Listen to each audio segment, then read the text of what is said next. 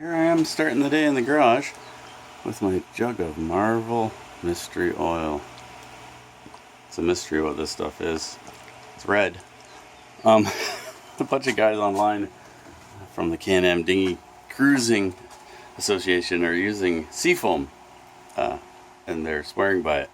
I was in Princess Auto looking for seafoam, and I found this stuff on sale for like $3. So I got that instead of seafoam. I couldn't find seafoam there.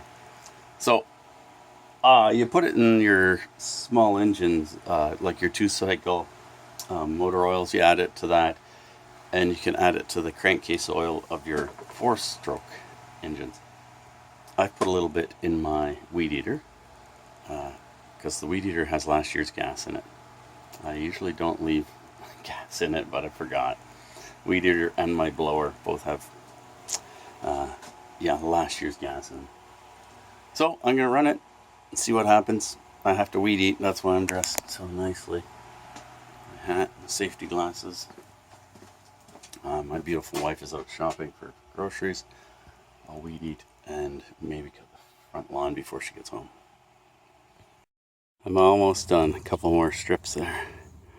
It looks good. Don't know if that Marvel Mystery Oil helped at all, but it looks fine. Almost there.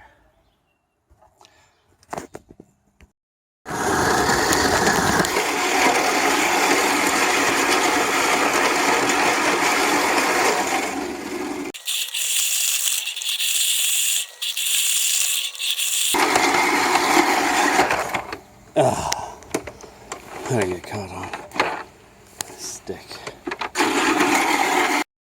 Ta-da! Okay, let's put this away. Now for my review of the Marvel Mystery Oil. I put it in my blower that had last year's gas in it, and it ran. I had to leave the choke on, like normal. I put it in my weed eater, which also has last year's gas in it. Same deal. I had to leave the choke on, and it ran. They just ran normally. Now, I also looked at the bottle, and then looked at the manual push lawnmower, and it had no effect. So I can say that it has no effect on manual push lawnmowers. Well, time for me to sit down and have a coffee, maybe a glass of water too. I think it's lunchtime. Yeah, the coffee's having a better effect than looking at the Marvel oil and pushing the lawnmower. Yeah, it works a lot better. Look what the Marvel Mystery Oil did to the kitty. Pooped. Just pooped that kitty. Okay, I've been to Wardrobe, the Marvels, or the Marvels. Marvel Mystery Oil. I don't think it had anything to do with what I chose to wear. Yesterday I broke one of these. These are my little tripods, where I just I epoxied a screw into it, or a bolt into it. It's a 1/4-inch bolt, and that works. And yesterday I just epoxied the bolt that was in this into it again, and stuck this right onto it. The reason I'm out here is to check a couple of things, and one is this stuff on the end of my paint can. This is where I mix the epoxy. I wanted to see if it would stick to the shiny paint can lid, and it looks like it doesn't stick. Well, it looks like it doesn't stick. It doesn't. So I wanted to use epoxy to glue some, what are they? They're wire holder things in the siren for the wire for the fans. It goes underneath the companionway hatch, and it keeps coming undone. And the problem is nothing sticks to these stupid things.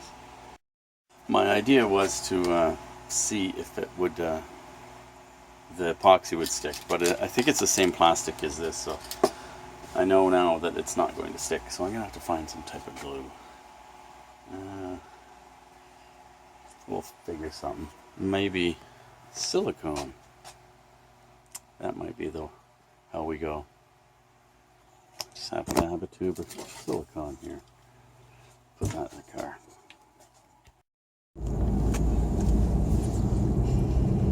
We're on our way to the yacht club. Pet the groundhogs. Grease the bearings on the trailer. And shoot golf balls. And shoot golf balls at some guy in a suit. They're wiffle balls with Velcro. They stick to this guy's suit. So yesterday when we were out here, there were all these storm warnings, and it rained a little bit here. It poured for a bit, but there's a lot of puddles out here today, and the water looked like it was up considerably. So here's a yard sale. Oh, trailer park. So that's oh man, we're driving through a trailer park. Some kid was on a scooter with a banjo in her teeth.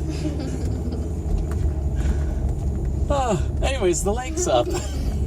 We'll see how high. Oh my.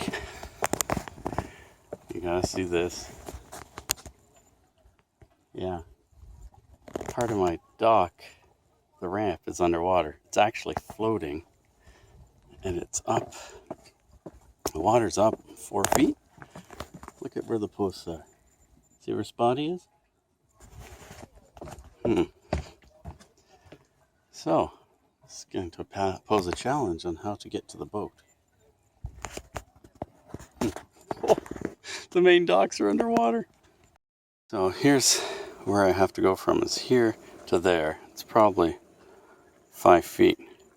But I've been fooled by this before. That is floating. That can probably go down another foot or two. So if I jump out onto there, it's going to sink. Guess how I know? Our main dock over there is underwater too. Nice. Well, and there's all this nice floatsome and jetsome stuff. Well, let's come up with a plan. There's where they're doing the boat rides from. It's over there.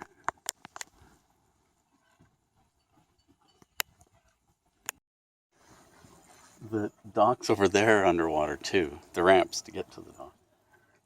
And they're using the barge as a dock. They're bringing it into shore. People can hop on, then they push it out to get to the boats. That works. Lots of fun. Oh well, so much for doing that today. You know what I'm going to do is I'm going to get a stick and push down on that and see how far it does go down. Because I can jump over that easily.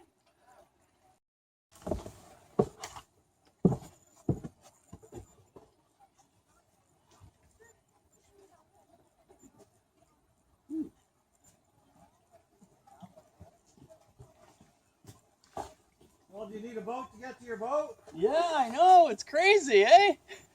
All in one night, too, eh? I've seen it go up higher. Yeah, oh yeah.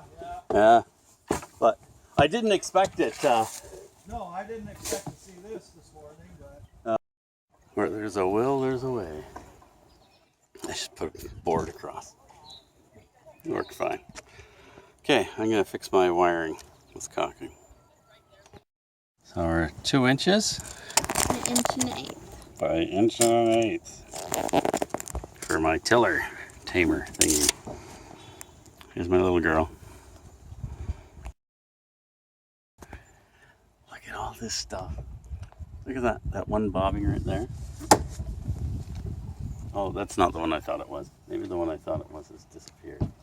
That was a monster. Yeah, look at that. Where? What's that? Yeah, What's part of this? fish. Oh, there's a dead fish. Look at that. Imagine. Disgusting. So this this broke a little while back. I've tried to glue it once again, I'm gonna poke the fish. and Jasmine's gonna poke a dead fish with a stick. Gonna make 2 more of these because, well, just because. It has whiskers. It has whiskers. Okay, so I might knock together a couple of these really quick on sometime this week. Let's see. This is my doors. They could, I think, flush. It's starting to see. Okay, leave the dead fish alone now. So instead of having this groove in the wood, I could just go with them being flush. And they're still gonna sit down on these knob things, whatever they are. And might change my distance for this. Yeah, it would change my distance for that. So I wouldn't be able to latch in. Let's see.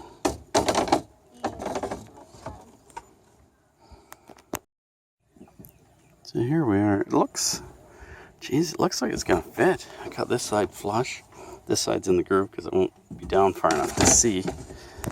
But it might fit.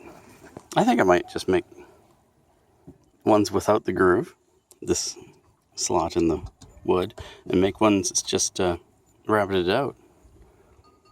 Why not? Volunteer activities you could volunteer for. There's a kid with a golf club, and you wear a target. Okay, Jazzy, you get in line. Things are wrapping up here at the yacht club. There's a little girl picking up sticks to take home. Great, Jazzy. That's what we need, is more sticks. So I've tightened and greased my bearings on the trailer, and I guess we're gonna get out of here. You and your sticks. What's that? It is a family business. Back out in the garage. I took some measurements while I was at the boat, and this is for my tiller tamer that I want to build. The thickness of my tiller is 3 inches. So what I'm going to do is, this is going to be my tiller tamer. I'm going to measure 3 inches from here, mark it on here, and I'm going to bend this part into a loop.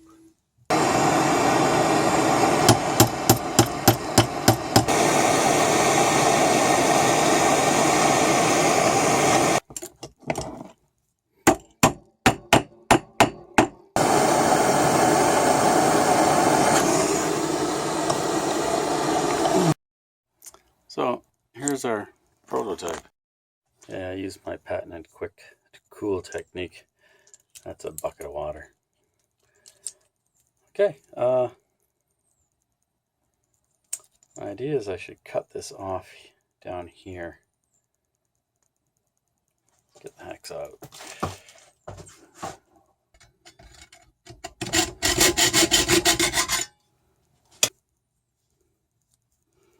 There we go. Got a few little touch-ups here with the file, and these are from the marks made by the teeth on this. Trying to bend it, and I think I've got it now.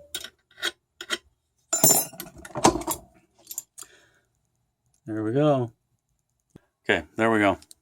That's going to go through my tiller, and I will, so the little hole and hook will be underneath, and I will crank on this thing like that, and it will pull it up into the tiller, thus tightening the rope. I will have to make a little bit of a hole in the bottom of my tiller, I think, or put some some type of washer or something on the bottom. Maybe I'll figure something out. So here's an example of how this is going to work.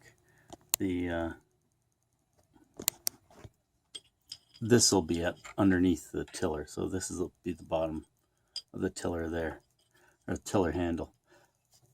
The line will go through here, and when you pivot this, it's going to pull this up into the bottom of the tiller handle. If you look here, it's like it squishes this down. This cam acts like that. It squishes it down, pulling this up and in. So let's maybe install this tomorrow. That's better. There we go. So there's my prototype. We'll take some drills out and install it, see what happens. All right, what all can go wrong? I'll have compromised my tiller because I'll be drilling a hole through it, but it's going to be a pretty small hole. Whichever size this is, it's pretty small. Yeah, 5mm hole. Okay, well, I've got my thing made. I guess tiller clutch or whatever. We'll see if it works tomorrow. And I didn't have to use that Marvel mystery oil to make this. We'll see how that stuff works out. I put some in the car too. Didn't notice any difference. Oh well. Thanks for watching. Click the clicky things and don't be afraid to make things for your boat. I know this will rust, by the way. There's nothing I can do about it unless I can find a piece of aluminum that I can thread to fit this M5 8.2 thread. I don't know. Might have to find a tap and a little rod. We'll see how this goes.